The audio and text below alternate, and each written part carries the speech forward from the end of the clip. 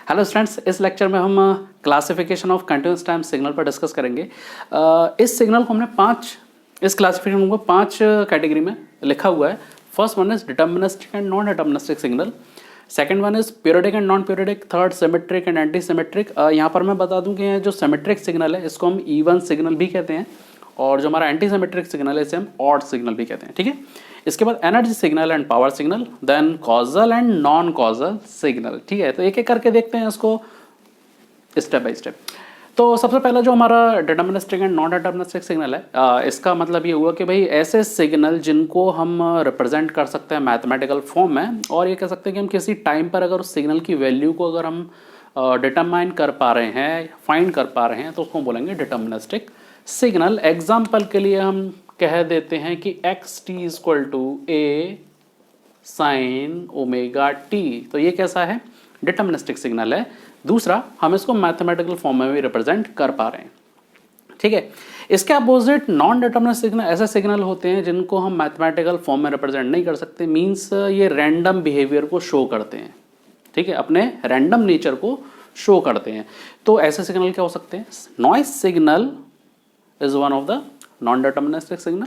ठीक है, तो नॉइज जो है हमारा रैंडम सिग्नल है, और इसी वजह से हम इसको नॉन डिटर्मिनिस्टिक सिग्नल भी कहते हैं, और हम इस सिग्नल को मैथमेटिकल फॉर्म में भी रिप्रेजेंट नहीं कर सकते। ठीक है, इसके बाद हम आते हैं periodic and non periodic signal पर। तो इसको हम यहीं पर ऐसा लिखा रहने दें, कभी हमें ज़रूरत पड़ेगी पीरियोडिक एंड नॉन पीरियोडिक में। ठीक है, तो चलो इसको हम अभी नीचे से जो बाकी पार्ट है उनको हम हटा देते हैं। कौन कौन से, सिमेट्रिक, एंटी सिमेट्रिक, एनर्जी, इसको हम हटा देते हैं, क्योंकि इसकी भी ज़रूरत नहीं है।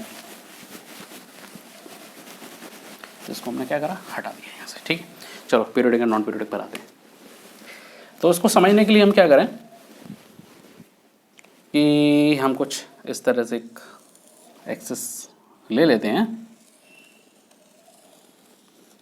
और ये किसका पार्ट है, ये साइन फॉर्म, साइन की वेव फॉर्म है ये।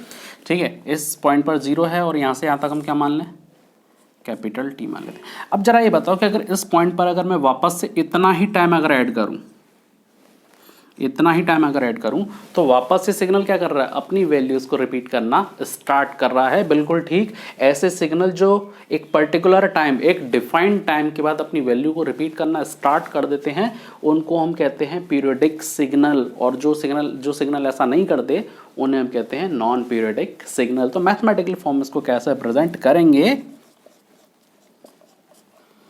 तो अगर हम कैपिटल टी टाइम किसी सिग्नल में हमने कैपिटल टाइम टी ऐड कर दिया, और अगर वो एक्स टी इटसेल्फ के इक्वल है, then it is periodic signal. इसको हम पी लिख देते हैं, कैपिटल, बहुत है। ठीक है, और जो ऐसा नहीं करते, means not equal to x t, these are non periodic signal. ठीक है, तो अब इसी एग्जाम्पल को यहाँ पर हम चूज कर लेते हैं कि भाई हमारा सिग्नल क्या है, इसको हम ओमेगा 0 लिख दें, इसको हम ओमेगा 0 लिख दें। तो x T is a sine omega 0 T. अब ये बताना है कि ये सिग्नल पीरियोडिक है या नॉन पीरियोडिक है। ठीक है, तो कुछ नहीं, जैसा हमने यहाँ पर स्टेप लिखा है वैसे हमें यहाँ पर पुट करना है। तो X of T plus capital T लिखेंगे हम A sine omega 0, same as T capital T, ऐसा लिखते हैं, चलेगा, बिल्कुल चलेगा। तो अब इसको क्या करें, रीओपन कर देते हैं, A sine omega 0 T plus omega 0 capital T. Omega की वैल्यू कितनी होती है, 2 पाई एफ होती है, तो ओमेगा 0 2 पाई एफ 0 हो जाएगा। यहाँ पर जो एफ 0 है वो क्या है, इसकी फंडामेंटल फ्रिक्वेंसी है। ठीक है, तो अब आगे आते हैं हम, A sine omega 0 T plus क्या लिखते हैं हम, 2 पाई एफ, और एफ क्या होता है, 1/t होता है, तो बस हम f की जगह यहाँ पर 1/t इंटू टी यहाँ पर हम पुट कर देते हैं।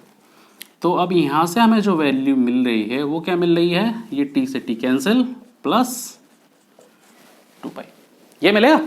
ठीक है, ऐसे मैथमेटिकल जो फॉर्मूला है हमारा sine 2 pi plus theta equal to क्या होता है, साइन थीटा से प्रेजेंट कर सकते हैं। इसका मतलब ये हुआ कि ये सिग्नल जो होगा वो क्या हो जाएगा, ओमेगा 0 टी। जरा देखो, इसी सिग्नल के इक्वल आ गया। इसका मतलब ही कैसा है, x of T plus t equal to x t, ये वाले डेफिनेशन को ये फॉलो कर रहा है, इसका मतलब ये कैसा है, पीरियडिक सिग्नल है।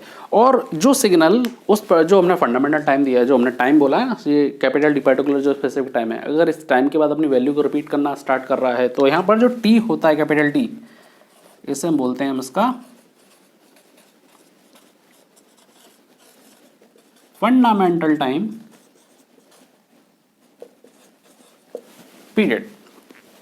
ठीक है, तो भाई इसको लिख लेना, स्क्रीनशॉट लेना चाहो तो स्क्रीनशॉट ले सकते हो, अगर नोट्स बनाने का शौक है तो उसको लिख सकते हो, और अगर ये वीडियो अगर पसंद आए तो भाई इसको लाइक कर दो और चैनल जो है सब्सक्राइब कर दो, साथ में बेल आइकन का बटन जरूर प्रेस कर देना, क्योंकि जो इतना जो बेसिक से जो हम स्टेप्स हैं इस तरह के वीडियो में आपके लिए लाऊंगा, तो नोटिफिकेशन मिलना भी तो चाहिए, तो उसके लिए बेल आइकन का बटन प्रेस करना तो बनता है, चैनल सब्सक्राइब करना मत भूलना।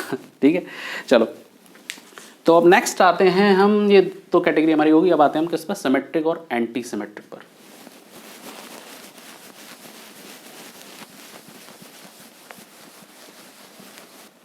सिमेट्रिक एंड एंटी सिमेट्रिक के लिए हम क्या करें, दो वेव फॉर्म ले लेते हैं समझने के लिए।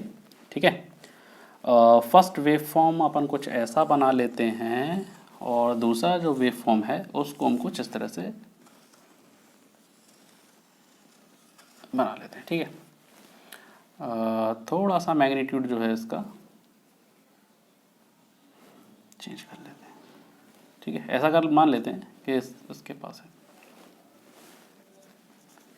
इसको हम भी एक्स टी बोल देते हैं, इसको भी हम एक्स टी बोल देते हैं। अब जरा यहाँ देखो, इन दोनों वेवफॉर्म में कुछ अलग सा दिख रहा है।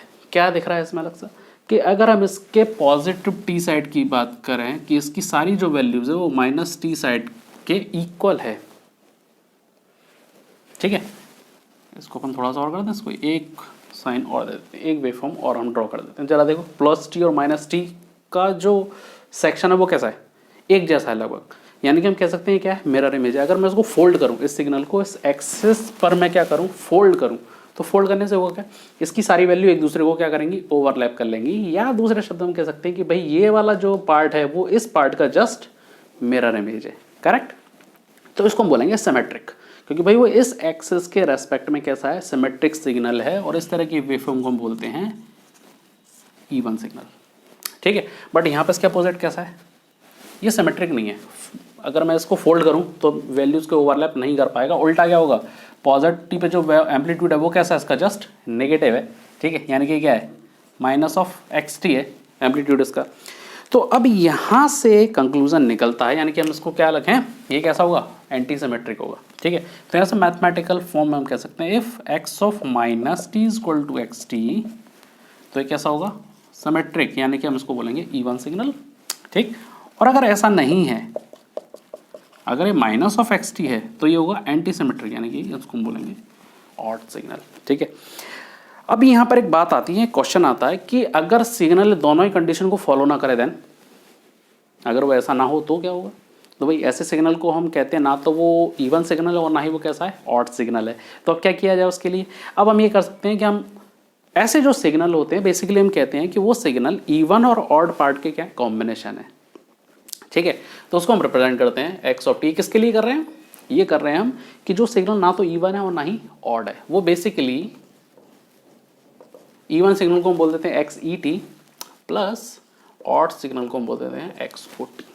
ठीक है, इनके वो कॉम्बिनेशन है। अब यहाँ पर रिस्पॉन्सिबिलिटी ये आती है कि अगर वो सिग्नल इवन और ऑड की कॉम्बिनेशन है तो हम उसमें से क्या करें, इवन सिग्नल को फाइंड करें और उसके अंदर से हम ऑड पार्ट को हम बाहर निकालें। तो उसके लिए हम छोटा सा एक डेरिवेशन करते हैं, सिंपल मेथड को फॉलो करते हैं हम। ये वाला माइनस टी अगर मैं करता हूँ तो ये क्या हो जाएगा, x of e minus t plus x o minus t, ये हो जाएगा। एग्री? ठीक है, अब क्या होगा इस पर, जो एक्स ऑफ माइनस टी, तो ये तो इवन है, तो इवन तो ऑलवेज क्या रहेगा, पॉजिटिव रहेगा, इसकी वजह से एक्स ऑफ टी रहेगा। ये तो माइनस टी किसकी इक्वल, एक्स ऑफ टी के इक्वल। जो एक्स होगा वो किसके बराबर हो जाएगा, minus of x o t, minus of x o t के बराबर। इसको दे देते हैं इक्वेशन 1, इसको दे देते हैं इक्वेशन नंबर 2। ठीक है, तो अब क्या करें, नेक्स्ट स्टेप में हम इक्वेशन 1 प्लस क्या करें, इक्वेशन नंबर 2 कर देते हैं। दोनों को ऐड करेंगे तो क्या मिलेगा, x t plus x of minus t equal to 2 भाई एक्स ई टी मिलेगा, तो यहां से एक्स ई टी जो मिलेगा वो क्या मिलेगा, 1/2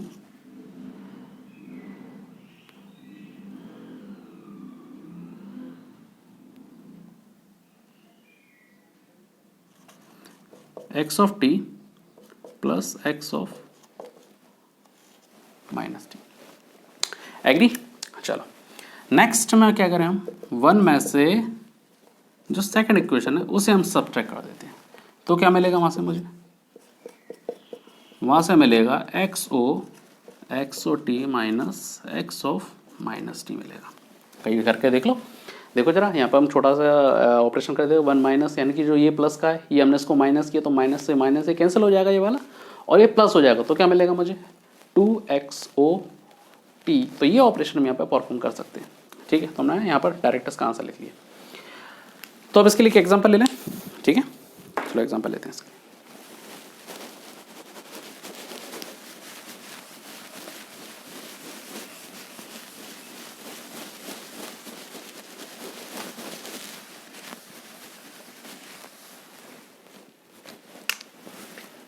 फर्स्ट एग्जाम्पल ले लेते हैं हम, वही सेम साइन ओमेगा 0t को ले लेते हैं हम।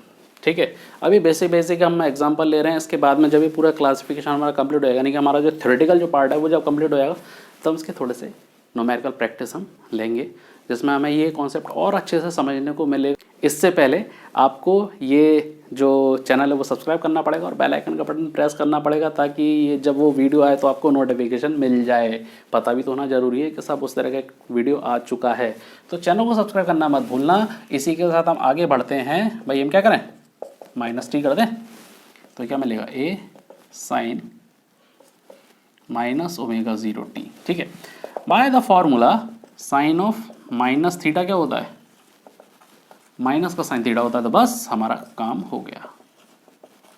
साइन ओमेगा 0t, जरा देखो ये किसके बराबर मिल रहा है, जो x ऑफ माइनस टी है वो माइनस ऑफ एक्स टी के इक्वल मिल रहा है, तो हम उसको क्या बोलेंगे, एंटी सिमेट्रिक, यानी कि हम इसको कहेंगे कि ये जो सिग्नल है वो ऑड सिग्नल है।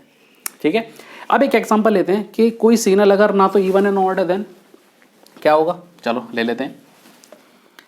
हम इस कैटेगरी में रखते हैं x of t equal to e to the power t को हम ले लेते हैं, कि हमारा दूसरा एग्जांपल है, second example, x of t equal to e to the power t, ये वाला। अब जैसी प्रोसेस है वैसा हम इसको करते जाते हैं। एक्स ऑफ माइनस टी अगर लिखें तो क्या मिलेगा मुझे, ई टू द माइनस टी। जरा देखो ना, ये किसी भी कंडीशन को फॉलो नहीं कर रहा। कैसे लिख लें यहाँ पर, x of minus t equal to x of t, x of minus t equal to minus of x t. इन दोनों में से किसी को फॉलो नहीं कर रहा, क्योंकि ये वाला पार्ट किसका, इवन का, ये किसका, ऑड का। दोनों में से कुछ भी फॉलो नहीं हो रहा है। इसका मतलब ये हुआ कि ना तो ये इवन सिग्नल और ना ही ऑड सिग्नल है। तो अब क्या करें, इसमें से हम इसका इवन पार्ट कैलकुलेट करते हैं और ऑड पार्ट कैलकुलेट करते हैं। ठीक है, तो जो एक्स ई टी है वो क्या बनेगा, फॉर्मूला सामने लिखा हुआ है, बस पोटी करना है। बस ये रहा, एक्स टी की जगह e to the power t put कर दिया, plus x of minus t की जगह ये रहा माइनस टी पुट कर दिया, ये हो गया। एक्स ओ टी के लिए क्या करोगे भाई, सेम चीज, minus of x of t के लिए minus e to the power minus t. तो भैया ये बन गया आपका इवन पार्ट और ऑड पार्ट, कि ये इवन होगा और ये इसका ऑड पार्ट होगा। ठीक है, उम्मीद है कि आपको ये कुछ बेसिक स्टेप समझ में आए होंगे। एडवांस न्यूमेरिकल पे जाने से पहले हम पूरा थ्योरेटिकल जो कॉन्सेप्ट है वो पहले कंप्लीट करेंगे। तो अब नेक्स्ट कैटेगरी पे आते हैं। वो कैटेगरी क्या है, एनर्जी एंड पावर सिग्नल।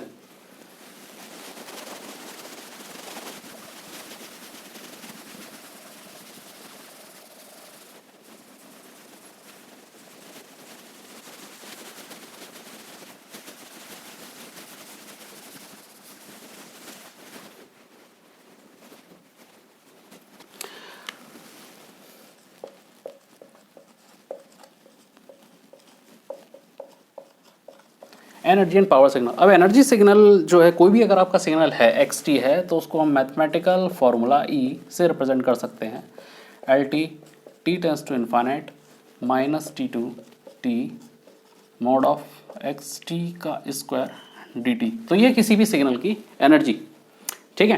पर यहाँ पर एनर्जी के लिए डिफाइन जो कंडीशन है वो होती है कि जो एनर्जी है वो कैसी होनी चाहिए, फाइनाइट होनी चाहिए और पावर इसका 0 होना चाहिए, तभी ये एनर्जी सिग्नल होगा। अब यहाँ पर सवाल आता है कि पावर के लिए हम क्या लिखें, ठीक है। पावर के लिए हम लिख लेते हैं यहाँ पर P जो होता है, पावर का जो फॉर्मूला होता है वो होता है T infinite 1/2t minus T2t mode of x t का स्क्वायर डी टी, ठीक है। तो ये पावर है। अब इसके लिए भी कंडीशन क्या है कि पावर आपका फाइनाइट होना चाहिए पर एनर्जी जो है वो क्या होगी, इनफाइनाइट होगी, तो ये पावर सिग्नल होगा। यानी कि ग्रुप वाली कंडीशन, ये कंडीशन फॉलो होती है तो एनर्जी है, ये कंडीशन होती है तो पावर सिग्नल होगा। तो एग्जांपल ले लेते हैं e⁻⁻2t ut, ठीक है। तो ये कैसा है, एनर्जी सिग्नल पावर सिग्नल है, कैसे हम कैलकुलेट करना पड़ेगा, तो कैलकुलेट करते हैं इसको। एनर्जी के लिए हम फॉर्मूला लिखा हुआ है तो हम सीधा सीधा वैल्यू को पुट करते हैं, ठीक है। माइनस T2t e⁻⁻2t ut का स्क्वायर एंड dt। भाई जरा देखो ut जो है उसकी वैल्यू होती है 1 व्हेन t ग्रेटर देन और इक्वल टू 0, 0 होती है कब, व्हेन t लेस देन 0। अब जरा ये बताओ क्या ये माइनस टी से लेके 0 तक के लिए डिफाइन है क्या, नहीं, क्योंकि इसके साथ ut का मल्टीप्लिकेशन हो रहा है, यानी किसी भी सिग्नल का आप 0 से मल्टीप्लाई करोगे तो क्या होगा, 0 हो जाएगा। नॉन जीरो का है वो, नॉन जीरो केवल 0 से लेकर के t तक के लिए, ग्रेटर देन 0 बोला है ना, और हायर लिमिट कितनी है, केवल t है, तो 0 से लेकर के t तक के लिए डिफाइन होगा। तो बस ठीक है, लिख देते हैं इसको यहाँ पर।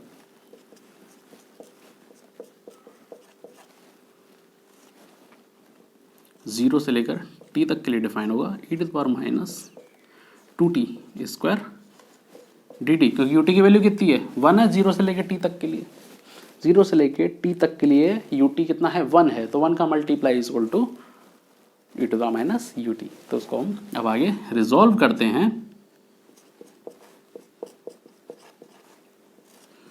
0 से t e⁻⁻4t dt, इंटीग्रेशन निकालेंगे तो क्या मिलेगा, इंटीग्रेशन निकालेंगे तो ये मिलेगा e⁻⁻4t/-4 dt मिलेगा। लिमिट पुट कर दो, लिमिट पुट करेंगे तो क्या मिलेगा, लिमिट पुट करने के बाद मुझे यहाँ पर जो वैल्यू है,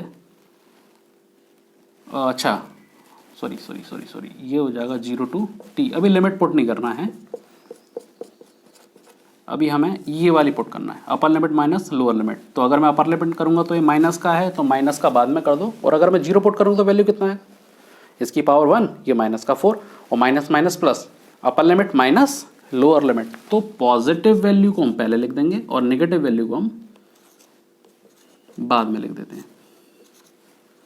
ये आना चाहिए, ठीक है यहाँ तक। अब जरा यहाँ पर आते हैं ई पर। अब जरा इसमें क्या करें, लिमिट पुट करते हैं। तो अगर हम इसको वापस यहाँ उठा लें, अगर इसमें लिमिट पुट करें हम तो क्या मिलेगा हमें, यहाँ पर जो वैल्यू है वो मिलना चाहिए एल टी, उस वैल्यू को मैं यहाँ उठा के ला रहा हूँ, है ना, कन्फ्यूज मत होना। 1/4, अच्छा लिमिट तो पुट कर रहे हैं ना,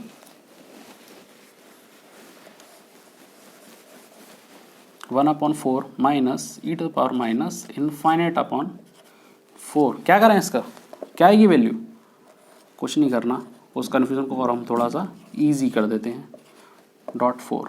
अब ठीक है, तो जो वैल्यू मिलेगी वो मिलेगी केवल 1/4, क्योंकि ये तो पार्ट क्या हो जाएगा, 0, 1/0, सॉरी ये इन्फाइनाइट हो जाएगा, तो 1/∞ इज इक्वल टू 0, तो 1 माइनस 0 इज इक्वल टू 1/4। तो यहाँ पर हमारा एनर्जी जो है वो तो फाइनाइट आ रहा है, पावर का क्या करें भाई, पावर का क्या करें बताओ, पावर कैलकुलेशन है, इतना समझ में आ गया ना। इसको यहाँ छोड़ दें, ऊपर वाले सेक्शन पे उसको हम यहाँ पर ले लेते हैं। तो भाई लिख जरूर लेना, अगर नोट्स बनाने का शौक है तो लिख जरूर लो।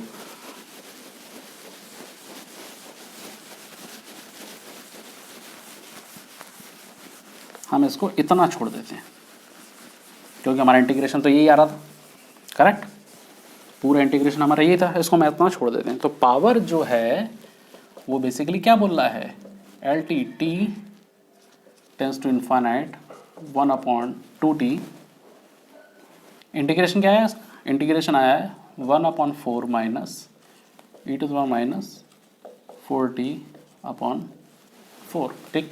लिमिट पुट कर दो, तो लिमिट पुट करेंगे तो ये कितना हो जाएगा 1/∞, और ये वैल्यू कितनी आएगी,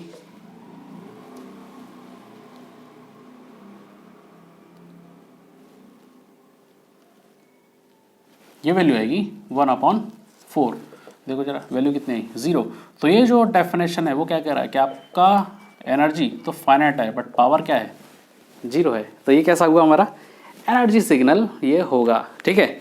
तो इसके साथ आपको एनर्जी और पावर सिग्नल का जो कॉन्सेप्ट है वो क्लियर हो गया होगा। तो अब आते हैं अपने लास्ट कैटेगरी पर, लास्ट क्लासिफिकेशन पर। इसको मैं हटा रहा हूँ।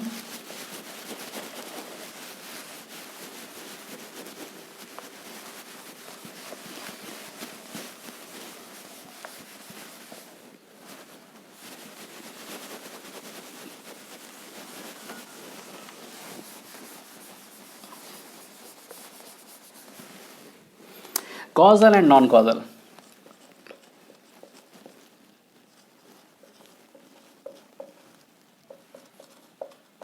अगर हमारा xt, अगर हम बोलते हैं कि it is defined t greater then और इक्वल टू 0 के लिए अगर डिफाइन है और ये 0 होता है t लेस देन 0 के लिए, तो ये हमारा कॉजल सिग्नल है। कैसा है ये कॉजल सिग्नल, ठीक है। इसके अपोजिट अगर ये नॉट इक्वल टू 0 होता है t लेस देन 0 के लिए, तो इस कंडीशन को हम बोलेंगे नॉन कॉजल। तो ये कैसा हो जाएगा सिग्नल हमारा नॉन कॉजल सिग्नल हो जाएगा।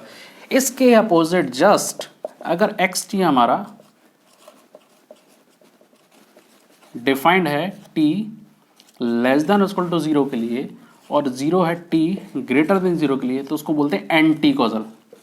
नॉन कॉजल और एंटी कॉजल में अंतर है, ध्यान रखना, है ना। नॉन कॉजल और एंटी कॉजल में डिफरेंस है।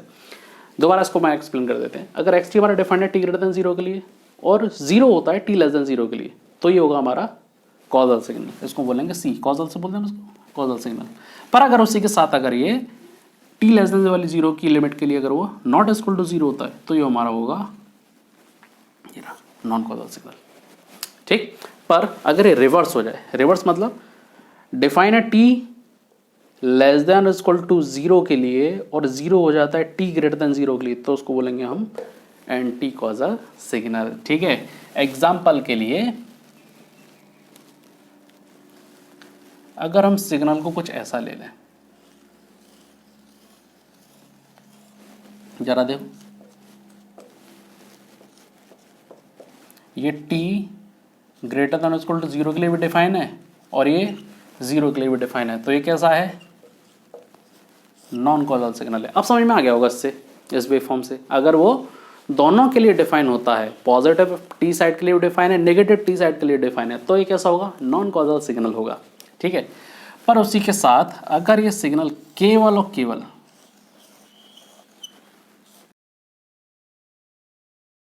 t ग्रेटर देन 0 के लिए अगर केवल डिफाइन है और t के लिए क्या है ये 0 है, t लेस देन 0 के लिए, तो कैसा हो जाएगा ये कॉजल सिग्नल ये हो जाएगा। अब आते हैं अपनी तीसरी कैटेगरी पर। तीसरी कैटेगरी क्या बोल रही है, अगर ये सिग्नल केवल और केवल कैसा है भाई, केवल ये t लेस देन 0 के लिए डिफाइन है, पर t ग्रेटर देन 0 के लिए वैल्यूज क्या है सारी की सारी 0 है, ये आ गई, तो ये कैसा हो गया एंटी कॉजल। यानी कि ये कॉजल है तो ये कैसा होगा एंटी कॉजल होगा। तो उम्मीद है ये कॉन्सेप्ट आपको क्लियर हुआ होगा। तो ये बेसिक था, बेसिक थ्योरी थी, बेसिक कॉन्सेप्ट है। अब जो है हम थोड़े से न्यूमेरिकल प्रैक्टिस लेने वाले हैं, पर वो नेक्स्ट वीडियो में लेने वाला हूँ। उससे पहले अगर वो वीडियो आपको समझना है, देखना है, तो उसके लिए अब आपको क्या करना होगा भाई, चैनल को सब्सक्राइब करना पड़ेगा और बेल आइकन का बटन प्रेस करना पड़ेगा।